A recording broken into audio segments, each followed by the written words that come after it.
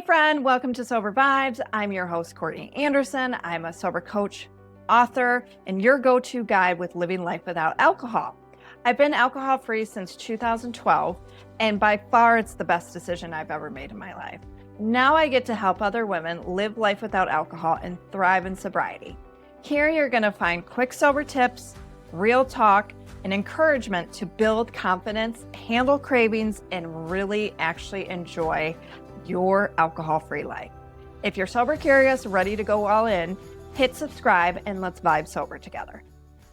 Hey, welcome to the Sober Vibes podcast. I am your host and sober coach, Courtney Anderson. We have a great episode today with my guest, Trent Carter, who is an addiction recovery specialist, an author of the Recovery Tool Belt that we will get into, and soon to be podcast host in 2026. So Trent, welcome to the show. Courtney, thank you so much for having me. I'm excited to be here.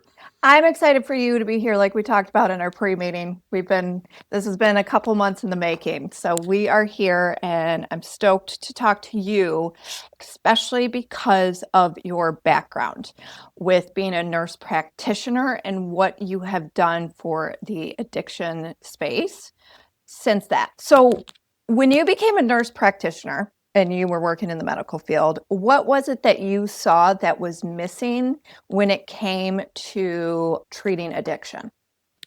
The quality just wasn't there. There was a complete lapse. Very few people in general were treating it. I think there's a lot of reasons why, but stigma, or it's scary to treat this patient population, or insurance liability. There's a multitude of reasons, but I didn't see any consistency. And the folks that I did see, the doctors I did see treating it, I didn't think it was great. Now, I think there's a lot of really good medical providers out there. That just wasn't my experience while I was going through school and starting to learn about addiction medicine. Okay. So how long were you in the field before you started with your Renew Healthway or the ecosystem of Renew Healthway? If we talk about nursing career, then I was going for probably 8 years, give or take, 7, 8, 9 years, somewhere in there in the medical field. Okay. And then went back to school. And then I got exposed. Of course, I saw patients that were struggling with addiction when I was a nurse, but I was working trauma ICU. That was not my focus, right? And my focus was keeping this patient stable, keeping them alive, trying to help whatever it is so we could downgrade them and move them to a different part of the hospital. And whenever I was doing clinical rotations while I was in school for nurse practitioner is where I really started to see addiction medicine. So to answer your question, somewhere around 8 years or so. Okay. So the addiction medicine at that time, what did that look like? What was okay, this is what you're going to do. You came through the ER, right? Like, then what was your plan after? What was suggested to that patient? Very little. So I was actually in a private practice setting. So it wasn't in the ER. And these were folks that were struggling with opioid abuse. So they were all getting Suboxone and they were all kind of told the same thing. It was the same dose for everyone. There was no assistance with detox or withdrawal. It was just, okay, wait 24 hours and then take this. And if you need a little more, you can take half of this and we'll see you in a month. And it worked for a lot of people. It helped, but for a lot more people, it didn't, because detox is brutal.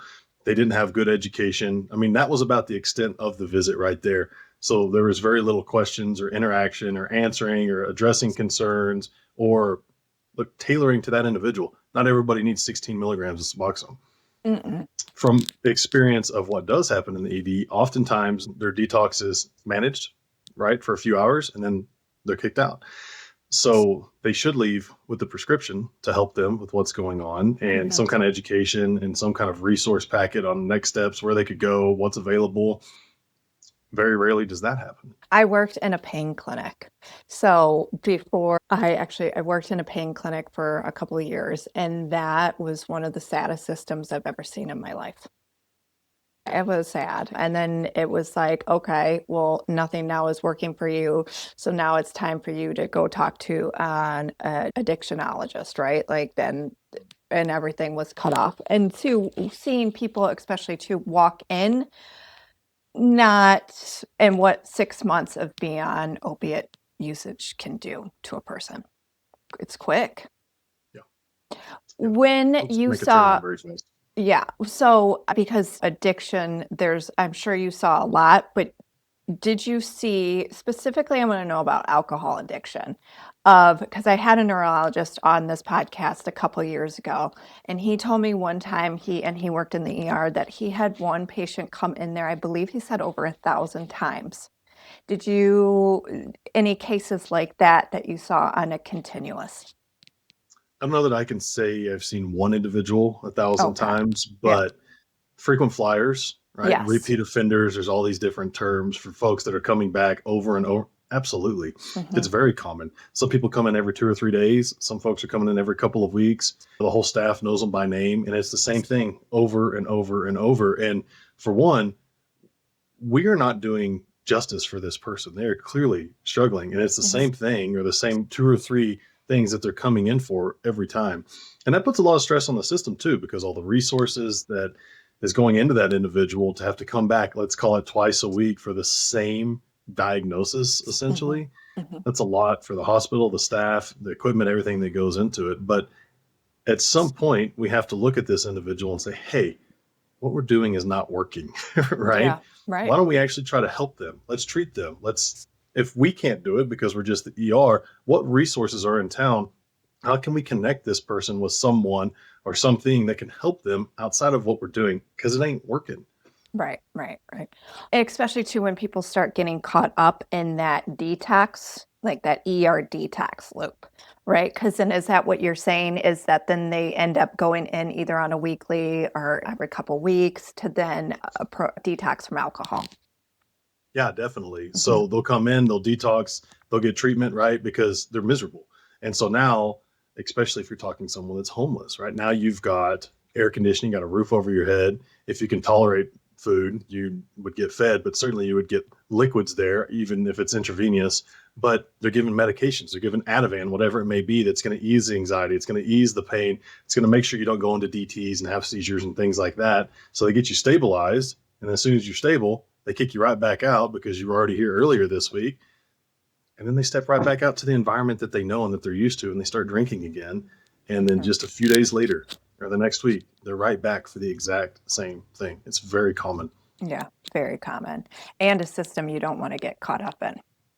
No, Truly, because it just continues, and that's just what I know people who've gotten caught up in that system, right? And it's almost, and I don't want to sound like an asshole when I say this, but it's almost like it's a comfort to them to be able to know, well, I can just go to the ER and get taken care of in this way, so then I don't have a seizure or stroke out when medically detoxing from alcohol. So it almost becomes, it's like that then becomes a crutch for somebody with that detoxing in the ER, in the hospital. you're exactly right. They're very Mhm. smart and they know the Yeah. system and they know what their body can tolerate. They know Yep. exactly how much they can drink. They know the onset for like duration, how many hours until I start feeling this bad and how much longer until it's really bad and I need to go. They know all this. And Hmm. it's almost like clockwork and Hmm.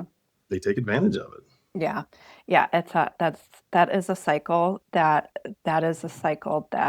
I do feel bad for people who get caught up into it. But I'm very happy because I quit drinking 13 years ago that I didn't get caught up in that because I can see what a slippery slope that could be.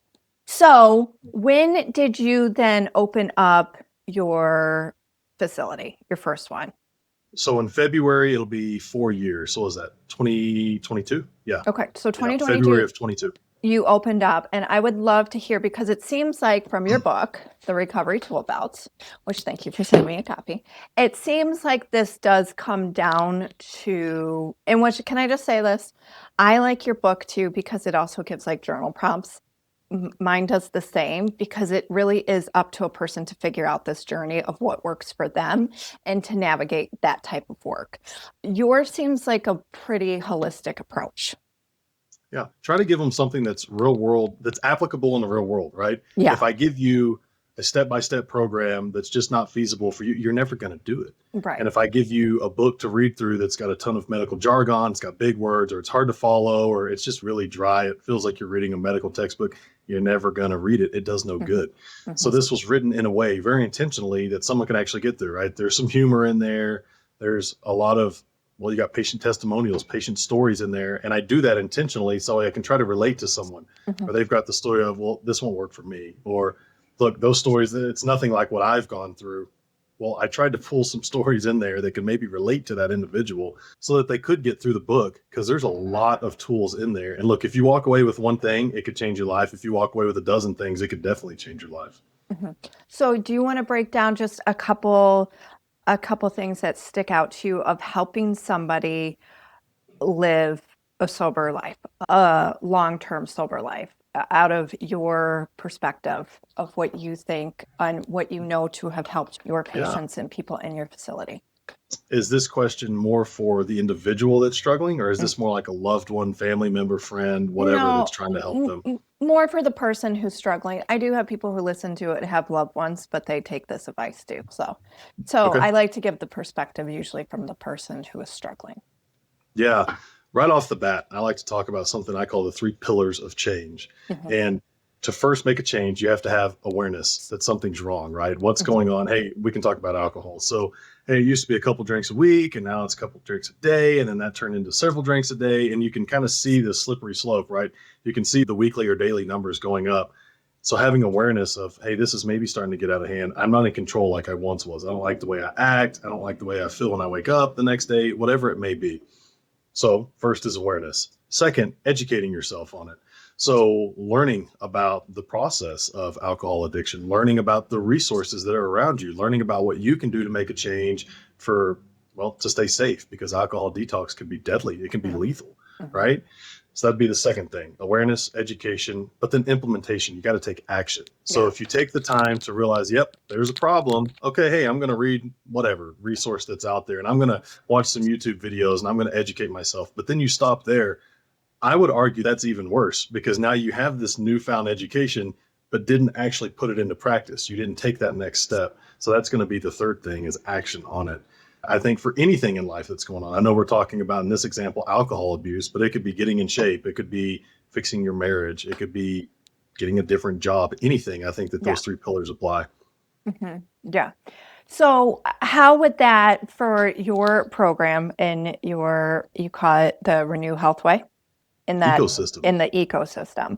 Yeah. So what does that look like for a patient? You do inpatient?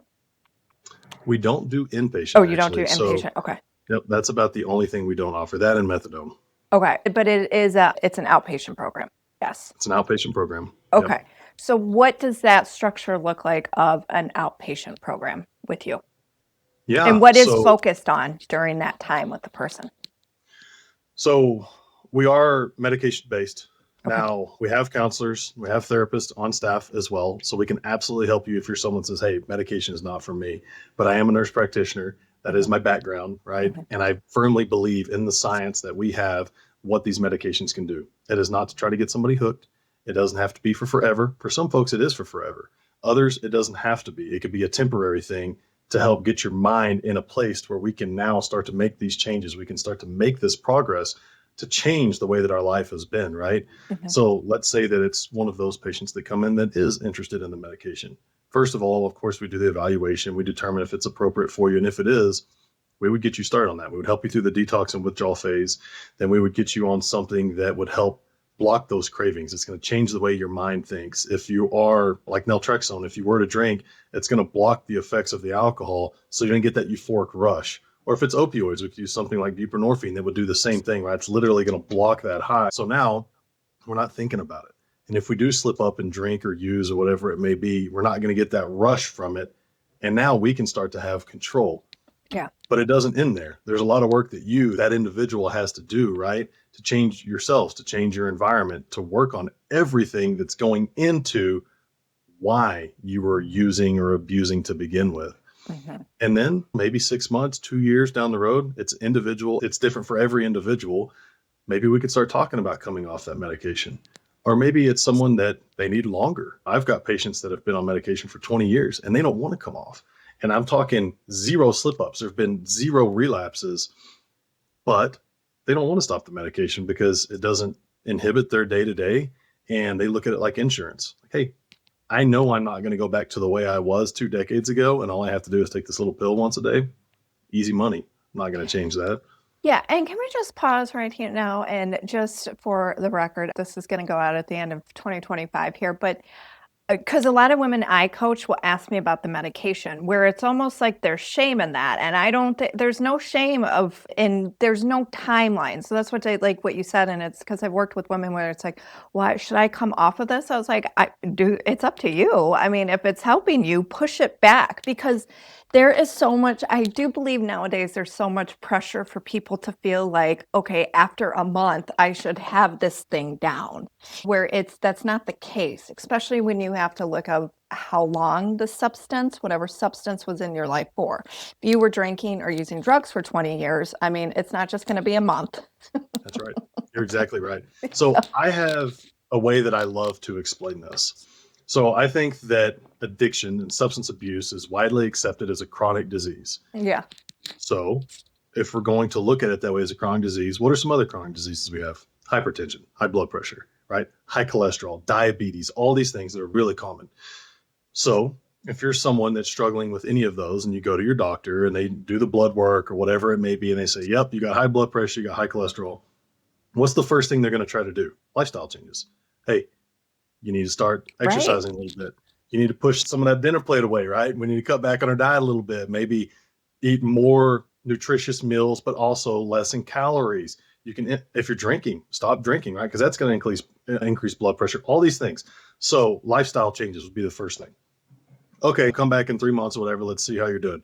And you come back and either you didn't implement the lifestyle changes or you did, but it wasn't enough. Whatever the case may be, it might be time to start talking about medication. So then we put you on medication, right? Because we need to get these numbers down because it can be detrimental to your health. Mm-hmm. So start medication. Sure enough, numbers decrease. You should still work on these lifestyle changes. It shouldn't be, well, hey, now I take this shot of insulin so I can go eat cake. No, I mean, we need, right? That's not the way it's designed to be. Or, hey, I really don't have to exercise now because I take this little pill and my blood pressure's managed.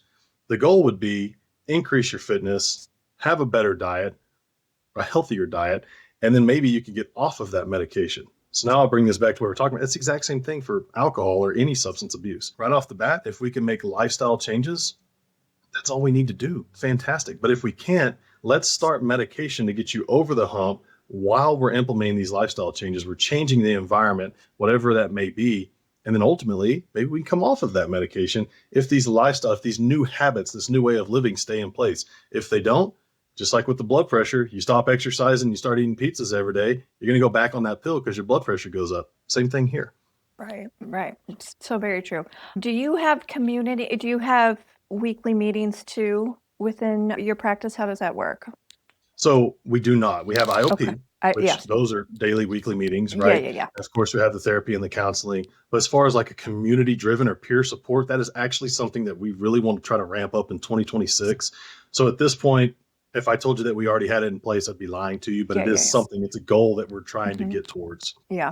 I just didn't know if in the outpatient, that's what I was getting more at. If it was going there, well, no, because you don't have a, that's what I'm confused about. You don't, because you do telehealth, right? Mm-hmm. Okay. Mm-hmm. All right. So yes. Yeah. So we offer the in-person visits, but yes. that would be from home, right? They would leave and go home. It's just a 30-minute or whatever visit.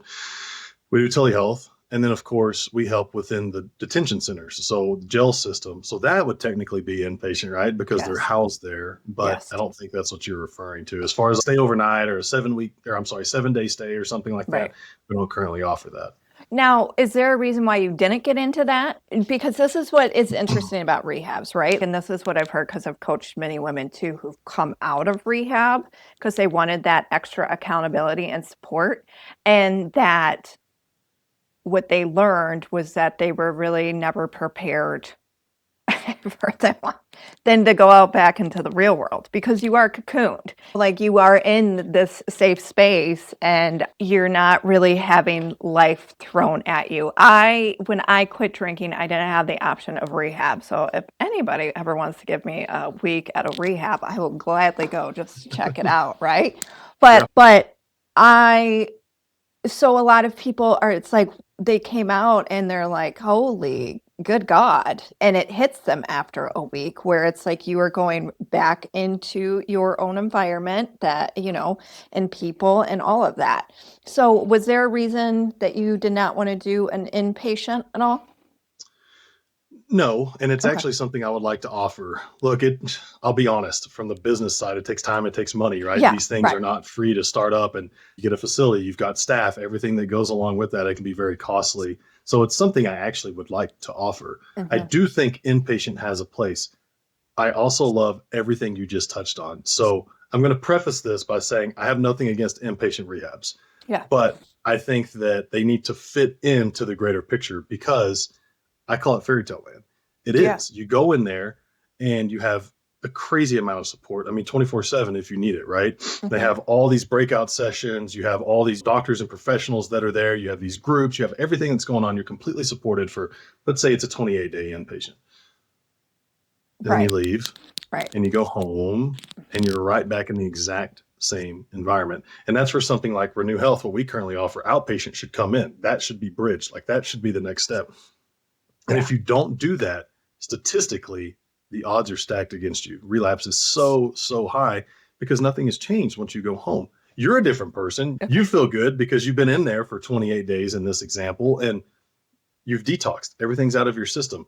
You've had a crazy amount of support. If you have a crazy environment at home and you're used to getting yelled at or arguing and fighting, and now you haven't done that and you've gotten peaceful sleep for the last, you feel great and Uh-huh. you feel like you could conquer the world. And then reality kind of slaps you the second you go back home. Of course, Mhm. this is not the case for everyone. I'm not trying to put everybody in a little box here, Right. but it is the case for the majority. And it doesn't have to be. That's where you go to an outpatient program. That's where you continue IOP. That's where you have your support system and you make changes, the things that you've learned. Hey, I can't go back to that same environment because, for one, it sucks, right? That's Yeah. why I'm living the way I live. And two, Mhm. I'm going to relapse. I Yeah. got to make these changes. It's not a good way to live. Yeah. If I were to pick, I just from where I sit now, I do think the IOP is way better than the inpatient. But I do think people all, and I say this always, Trent, of my one disclaimer is if you're going to quit drinking, you need to talk to a doctor about withdrawal because that's the number one. But I do think for more long term, the IOP is a better option for people. Agreed. So, because yeah, Yeah. like again, I live in Michigan. So if I went to Malibu Promises during the winter, beginning at November, December, and then had to come back to the pits of hell in Michigan in January where it's gray days, I would be like, oh my God. Yes, absolutely. Yeah, and that's something we can't control, right? We can't control the Right. weather and how soon it gets dark. So if somebody could have, I guess maybe an ideal situation, 3 to 7 days of inpatient detox to help through that, Yes. awesome. Right. And then let's continue outpatient and let's do IOP. And then you have your weekly or monthly meetings with counsel and therapy. You've got your peer support group sessions that you go to.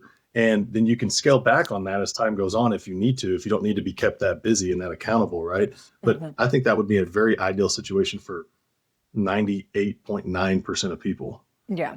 This is where I believe that this topic of conversation with addiction, it is treated, there's so much more than just meetings.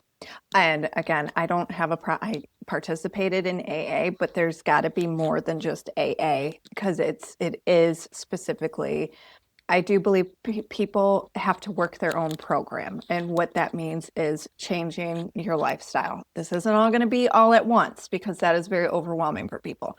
But I do believe that there's just more ways. It's a whole, probably of what you would think, an ecosystem of getting sober just than just going to rehab and just doing these meetings. It's a whole thing. It's a lifestyle. It Yeah. is. I love to make the comparison of getting in shape Hmm. because I think that health should be important to all of us. But it's not just, okay, I'm going to go to the gym for 30 minutes a day and I'm good to go. It's an all day thing. Hmm. It's what you're eating, right? It's staying active throughout the day and not just being sedentary the whole time. It's discipline over motivation because, Hmm. hey, it's early and it's cold and the weather kind of is not great outside. And I really don't want to go to the gym, but I'm going to do it anyways. And we're going to power through it. Even if it's not the best workout I've ever had, we're going to power through it. And that makes me stronger. Hmm. And then it's the rest of the day that goes along with that. And it's the same thing here. It's an all day lifestyle. And those little things compound the days, the hours, they compound and build up to where you're a stronger individual. Yeah. What right now are you? I'm not saying that with that one drug or substance abuse it matters more. I just want to know what in 2025 are you seeing more of people being addicted to? Is it It's alcohol? fentanyl. It's It's fentanyl. fentanyl? Yeah. Really? And that could That's very scary. much be a geographical thing. We're down in the southern part of New Mexico here. So you got to think about it. A lot of it's coming through Mexico, through El Paso, and it goes right up that highway, hits Albuquerque, and you got two major intersecting highways and gets dispersed. It's not the only path, of course, but that is a major pathway that it comes in. Well, that's right through where we are. That's just a couple hours away from. I've got a location in Roswell, and I've got a location in Alamogordo, which is getting even closer towards El Paso that I was mentioning. So fentanyl's pretty rampant. And I mean, we see everything. I still see heroin. We see a lot of meth, cocaine, a lot of alcohol, amphetamine abuse like Adderall, but fentanyl would be the primary thing that we see. Yeah. And then when did you start getting into the prison system? Because I mean, I couldn't even imagine that a lot of the systems really has anything put into place for people Right. going in there with a drug or alcohol addiction. You're right. So 2025, this year is where we really started. Now, I had tried for a couple of years leading up to. We had some barriers and some roadblocks there that I won't get into. But this year, we were fortunate enough to be able to start to break some of those down and get in 2026. We suspect to be in a lot here in New Mexico, which is great because if someone's already in treatment, they can continue when they go in. Or if they've been an inmate and they need help, they need treatment, they can raise their hand and then they can get that evaluation and treatment started there. So it's going to be a facility by facility thing because each one is kind of like its own entity. So it's literally knocking down the doors of each one trying to get in there. Yeah. My sister had a detox in jail. I'm not outing her. We do a show within a show on this podcast, so I don't think I'm outing my sister, Trent. And she has said it on our show within a show that she said that was the worst experience of her life was detoxing in jail. They do not give 0 Fs, and that was like god awful. Yeah, put you in the drunk tank and good luck. Maybe some crackers and water or something. And they're not trained for that too. They don't know and it's not trying to downplay them or saying a fault at theirs, but they're not trained medical professionals that specialize in addiction medicine, right? Right. And it can be scary for the individuals that work there too. Yeah. Oh my God. Could you imagine seeing that for the first time and being like, what is happening to this person? Like having no clue. I don't know what to do. Right. And they're angry because they're uncomfortable. They're angry. They're maybe being mean. They don't exactly want to be in jail to begin with. So you've got both sides kind of going at it. You can imagine where that could get out of hand pretty quickly. So we're trying to make that change here. We're trying to make that change to where these people do have a safe space no matter where they're at. And which is great because, well, let's say that we're treating you inside of one of these detention centers, one of these jails, and then now you're going to get released. You're already a patient with Renew Health, right? I keep talking about this bridge. You just continue on for outpatient. Oh, fantastic. This is why I call it the Renew Health ecosystem. There's so many things that we can get you started in IOP, or we could get you going with sober living, whatever it may be, to hopefully truly make a change in this individual. And then they don't have to be a frequent flyer and 2 months later go right back to that jail system again, right? We're trying to really make a difference here in the state. Yeah. Do you have a percentage rate of clients who continue to keep sober working with you and coming into Renew Health and someone that stays in abstinence and sobriety? I don't, but I can tell you our numbers are definitely beyond what the national average would be. And I think it's the way that we treat our patients. We truly care about them. We do individualize the treatment to every single person. That can just be a difficult number to track because, well, some people fall out. They remain in sobriety, but they stop coming in. And then 6 months later, they check in just to let you know, hey, man, I know I stopped coming in. I'm sorry. Not that you have to apologize to me, but I'm sorry. I stopped coming in, but I just want to let you know I'm good. Things are good, man. I'm working. I'm back with my wife and my kids are living with me. And those are awesome. Those are awesome calls to get. Yeah, for sure. Well, and it's a level of accountability. And I think when you treat a human being like a human being instead of a statistic, right? And it's individualized to that person, that is a lot of change. Just one person needs one person to believe in them. And outside of their inner circle. Like I'm sometimes a dirty little secret to my clients where they're like, my husband doesn't know I'm doing this. And I'm okay with that. Or nobody knows that I'm doing that because they need a different level of accountability outside of their circle, outside of their people, because they can't talk to people who don't, when you don't have a drug or alcohol problem. That's really hard to sit there in front of a spouse or a partner or sibling and being like, I'm having major anxiety right now. It's a Friday night at 7:00 p.m. and all I want to do is drink. And I am in a downward spiral because when people don't have that issue, they don't get it. They don't get You're it. exactly right. And Mhm. especially if they drink themselves, right? I've got so many scenarios where I've got spouses, whether it's the man or the woman, where the spouse won't quit. And Yeah. they themselves, I mean, I never got to see them or evaluate, but from what I hear, they likely have a problem with abuse, right? But the spouse is saying, hey, this is it for me. Like, I've gone down this path dozens and dozens of times. It's not working. I'm going to get divorced. I'm going to lose my job. I'm going to lose my house, whatever. I'm going to make this change now. But it's so tough because then they go home and the husband's, I don't care. I'm going to drink. And they'll have 5 drinks that night right in front of this person that's trying to get treatment. And that usually doesn't go well. Either they No. inevitably relapse or they care about themselves and they say, look, if you're not going to make this change, we're already on the brink of divorce anyways. I'm going to make this change for me. And if you're not part of that picture, see you later, man. And I've seen a lot of divorces come of that, which is sad, but it's also empowering because, well, I mean, I want to give that person a high five. I'm like, man, you're doing this for you, and that individual is not good for you. So Right. that's a really bold move, and congrats. Yeah, and a lot of spouses, partners, they become drinking buddies. And they Mhm. don't see that they become drinking buddies until one starts changing the lifestyle and changing the dynamic and then being like, "Oh my God, this is what we've been doing for 20 plus years." And then they think about it where this is what connected us from the beginning. So when I got sober, I was a year and a half in, and I was with my boyfriend, who's now my husband at the time. But after, because he quit with me, Matthew didn't have a problem, but he was one of those types who could just have one or two and be done. But he was pushing 30 and he just didn't feel good the next day. So when we quit, it was like we had to start dating all over again. Yeah, a So lot of things that was probably central in your dates. You'd go out and you whatever, go to dinner or go do whatever, and you're having a few drinks, and it's fun. And yeah, you've got to learn new things to do. Absolutely. yeah, I would like semi force him to drink. I'm like, we're staying out. And then I was a shot pusher, Trent. But yeah, it's one of those things that you really have to rechange your whole lifestyle. And when there's a partner involved and that partner isn't supportive, it is very sad. But, if Hmm. that partner's not When they supportive, are.